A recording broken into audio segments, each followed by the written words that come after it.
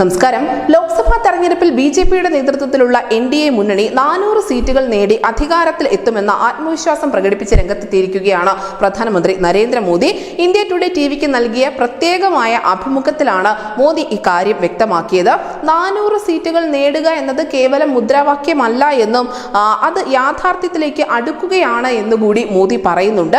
10 സംസ്ഥാനങ്ങളിലും കേന്ദ്രഭരണ പ്രദേശങ്ങളിലുമായി 96 സീറ്റുകളിലേക്കുള്ള 4ാം ഘട്ട വോട്ടെടുപ്പ് രാജ്യത്ത് പുരോഗമിക്കുന്നതിനിടയിലാണ് മോദിയുടെ ഭാഗത്തു നിന്നും ജയം നേടും, ഈ 400 സീറ്റുകൾ നേടും എന്നുള്ള ഒരു ആത്മവിശ്വാസ പ്രകടനം ഉണ്ടായിരിക്കുന്നത്. ക്രിയാത്മകമായി വോട്ട് ചെയ്യുന്നതിൽ മോദി 3 കൂട്ടരെ അഭിനന്ദിക്കുക കൂടി ചെയ്തിട്ടുണ്ട്. യുവാക്കൾ, അതിനോടൊപ്പം കന്നി വോട്ടർമാർ, സ്ത്രീകൾ എന്നിവരെയാണ് ബിജെപി പ്രത്യേകമായി പ്രശംസിക്കുന്നത്. വോട്ടെടുപ്പിന്റെ ആദ്യ 3 ഘട്ടങ്ങൾ കഴിഞ്ഞപ്പോൾ തന്നെ ട്രെൻഡ് വ്യക്തമായി എന്നാണ് മോദി ചൂണ്ടിക്കാട്ടുന്നത്. ഈ 400 സീറ്റുകൾ നേടുമെന്ന് പറഞ്ഞത് കേവലം മുദ്രാവാക്യമല്ല എന്നതിൽ നിന്നും യാഥാർത്ഥ്യത്തിലേക്ക് ഇപ്പോൾ അടുത്തുകൊണ്ടിരിക്കുകയാണ്.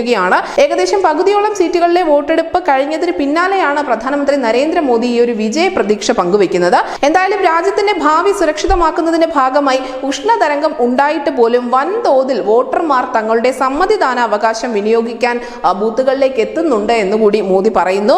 എൻഡിഎ 400 സീറ്റുകൾ നേടില്ല എന്നുള്ള കോൺഗ്രസിന്റെ പ്രസ്താവനയോടും മോദി പ്രതികരിച്ചിട്ടുണ്ട്. രാഹുൽ ഗാന്ധി അമേഠിയിൽ നിന്നും മാറി നിൽക്കുന്നതും മാത്രമല്ല സോണിയാഗാന്ധി ലോക്സഭാ തെരഞ്ഞെടുപ്പ് മത്സരത്തിൽ നിന്നും വിട്ട് രാജ്യസഭയിലേക്ക് വന്നതുമൊക്കെയാണ് മോദി കോൺഗ്രസിനെ വിമർശിക്കാൻ കൂട്ടുപിടിച്ച കാര്യങ്ങൾ. എന്തായാലും രാജ്യത്തെ തെരഞ്ഞെടുപ്പ് തരംഗത്തെക്കുറിച്ച് മോദിക്കും ബിജെപിക്കും കൃത്യമായ കണക്കുകൂട്ടൽ ഉണ്ട് എന്ന് തന്നെയാണ് ഈ അഭിമുഖത്തിൽ വ്യക്തമാകുന്നത്.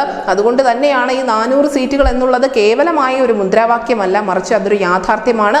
ആ യാഥാർത്ഥ്യത്തിലേക്ക് ഇപ്പോൾ ബിജെപി അടുത്തുകൊണ്ടിരിക്കുകയാണ് എന്ന് വീണ്ടും മോദി പറയുന്നത്. News desk news 18 Malayalam.